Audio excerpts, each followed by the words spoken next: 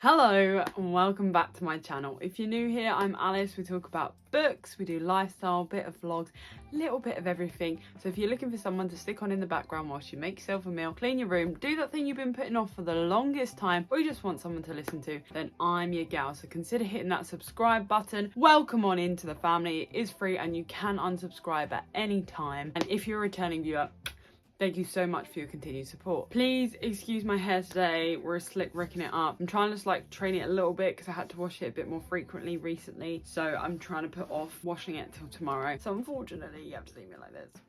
I'm so sorry. I'm so sorry. Anyway, what are we going to talk about today?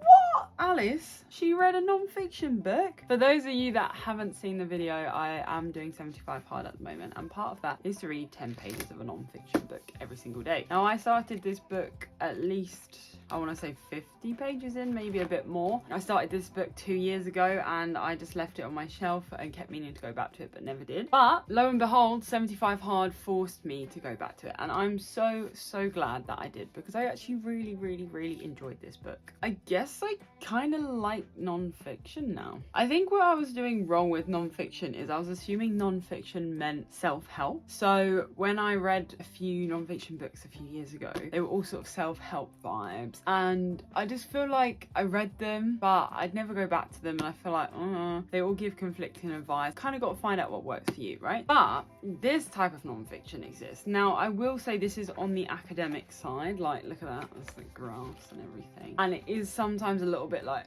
but if you read it 10 pages at a time per day, it's actually quite fun. I quite enjoyed this. So this is called Why We Sleep by Matthew Walker. Now I think he is one of the leading scientists in the sort of like sleep dreaming sphere, and I think he's been on some podcasts and stuff like that. So sorry if I'm kind of underselling him. Maybe like he's super famous. I think he is super famous. I just didn't know him before I read this. But oh, here he is. Say hello. Say hello, Matthew. Hi, Matthew. I don't know why it's in black and white. Fair enough. I bought this book because I thought that just sounds so interesting. As you can see, it has been well loved.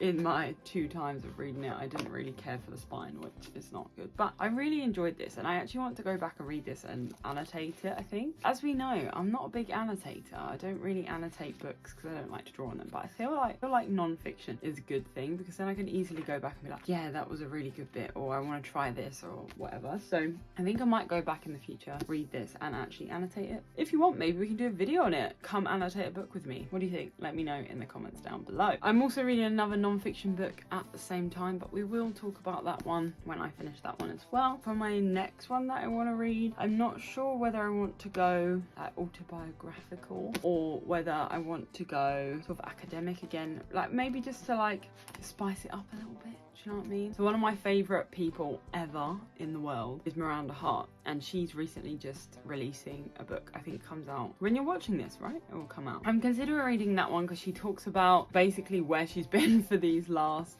years and sort of what she's learned along the way, and it sounds like a really nice book. And also I really love her as well. And Miranda is my top all-time comfort show. If you know me, you know all the films I like, you know all the series I like, but for me Miranda is always the top.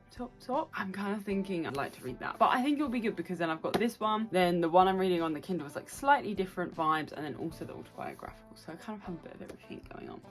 But anyway, let's come back to the task at hand, talking about this book. So I gave this book a 5-star. I did. I mean, if I judged it off the first time I read it, I probably would have been like, well, it's good, but I didn't enjoy it. But once I got into it, I really enjoyed this. I think it deserves a 5-star because it has some really important messages in there. I learned all kinds of things. And honestly, the fact that stuck with me the most is that the brown bat is the longest sleeping mammal, and it sleeps for 19 hours a day. How crazy is that? Imagine sleeping for 19 hours a day and only getting 5 hours to do what you want. Also, how well rested must you feel?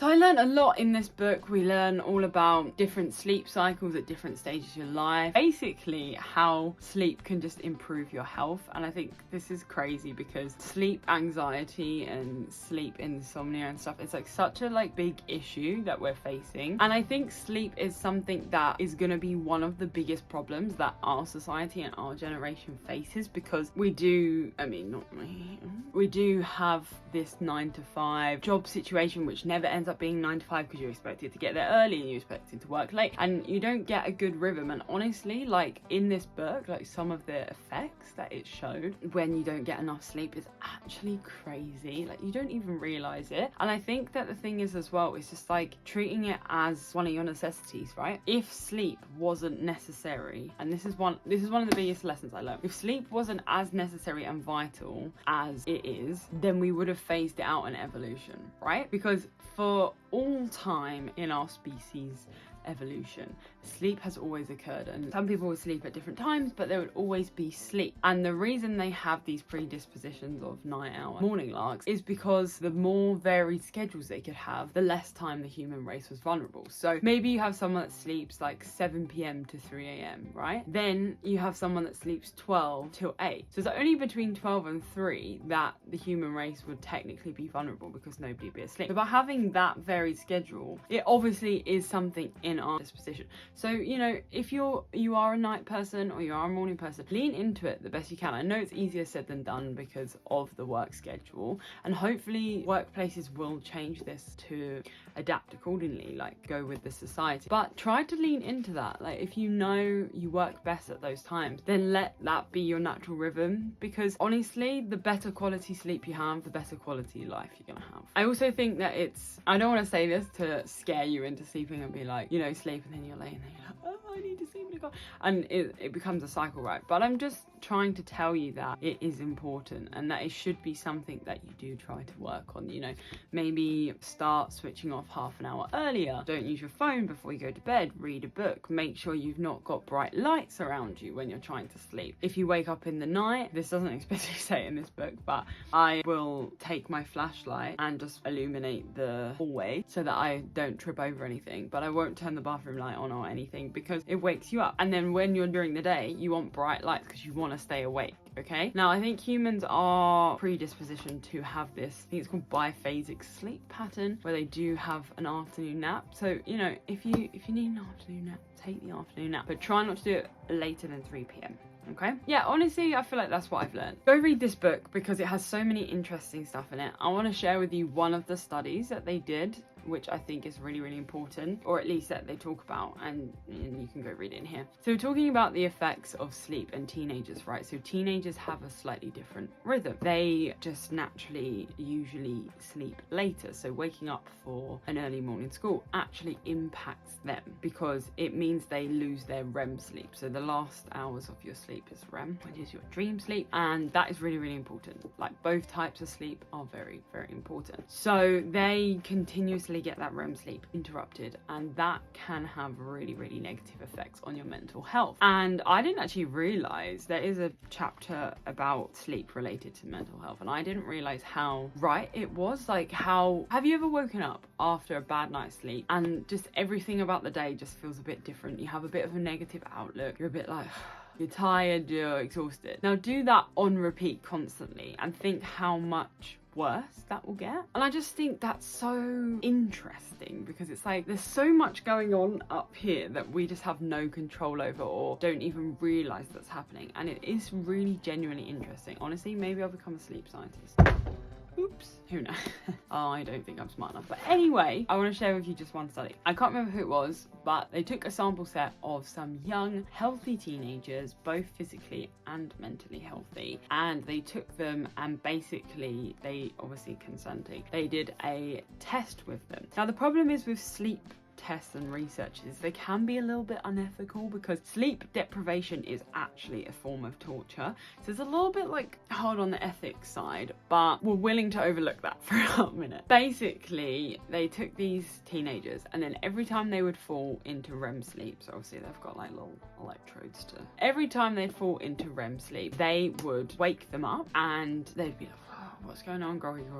And then they can go back to sleep. But every time they reach REM sleep, they got rid of it. So this was to mimic the fact that when these kids wake up early for school, they miss their REM sleep prime time, basically. So they found that after a day, I think a couple of days, that these perfectly mentally and physically healthy kids started showing signs of mental distress, physical distress. They started hallucinating. They started showing symptoms of things like schizophrenia or signs of depression, signs of anxiety that they didn't exhibit before. And this was basically showing the effects that sleep could have, why it's so important to make sure teenagers and young people are getting enough sleep and are not put at this vulnerable stage, right? Because imagine you're waking up every morning, you're getting deprived of this REM sleep, you're feeling depressed, you're feeling anxious, you have no idea why, and it's getting progressively worse and worse and worse. And honestly, like, that kind of just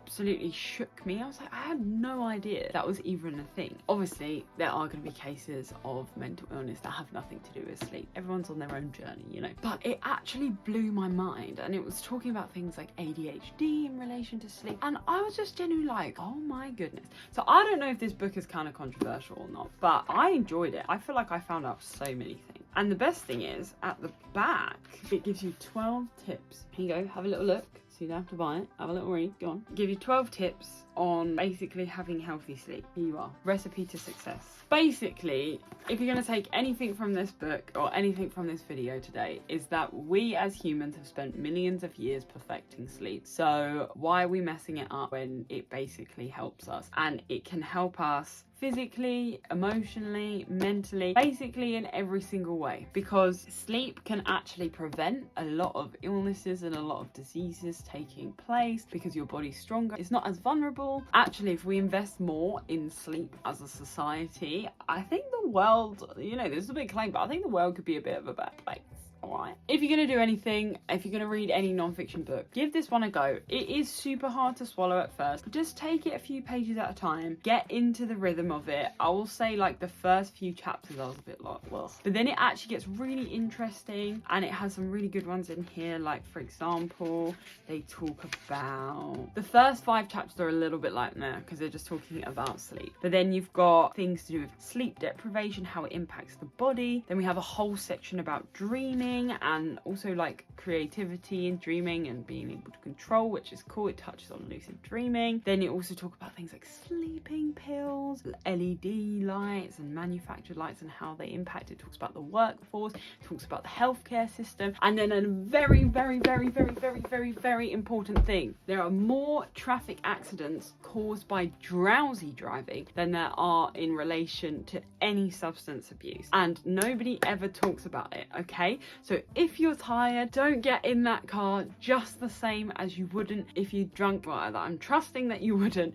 if you drunk some or any other kind of substance. I don't want to get involved in that. You wouldn't do it then. Don't do it when you're super tired, because honestly, it's more dangerous. You have more accidents caused by that. Stay safe out there, people. Go read Why We Sleep. Or don't. I mean, you don't have to, but I really enjoyed it. Anyway, I feel like that was a little bit of a lecture, wasn't it? I kind of just talked at you for a long time. Thank you so much for watching. I hope you enjoyed this video. Don't forget to give it a big thumbs up, smash that like button, and don't forget to subscribe.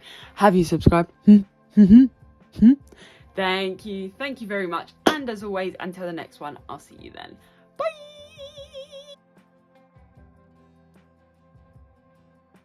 Oh, brilliant. Yeah, massive truck.